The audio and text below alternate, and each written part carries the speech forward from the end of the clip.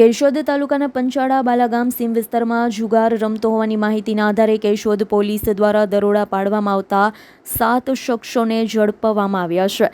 મળતી માહિતી મુજબ બાલાગામ પાટી વિસ્તારમાં દેવશીભાઈ હીરાભાઈ મોકરિયાની વાડી પાસે ઢારિયા નજીક જાહેર સ્થળે ગંજી પત્તા પાના વડે જુગાર રમાતો હતો। આ અંગે મળેલી બાતમીના આધારે કેશોદ પોલીસ દ્વારા રેડ પાડવામાં આવી હતી। દરોડા દરમિયાન જુગાર રમતા શખ્સ પાસેથી ₹16,900 જેટલી જુદી જુદી કિંમતની નોટો તેમજ જુગાર રમવા માટે ઉપયોગમાં લેવાતું સાહિત્ય કબજે કરવામાં આવ્યું। પોલીસે સ્થળ પરથી ભરત નાથા ચોથાણી, કિરીટ રવજી રૂપાવટિયા, કરશન હમીર પરમાર, હનીફ વિલાત સૈયદ, લાખા પાંચા ચુડાસમા, દેવશી હીરા મોકરિયા, સાજીદ હુસેન મલેક તમામ રહે બાલાગામને ઝડપી પાડી તેમની સામે કાયદેસરની કાર્યવાહી હાથ ધરવામાં આવી હોવાનું પોલીસ સૂત્રોએ જણાવ્યું છે।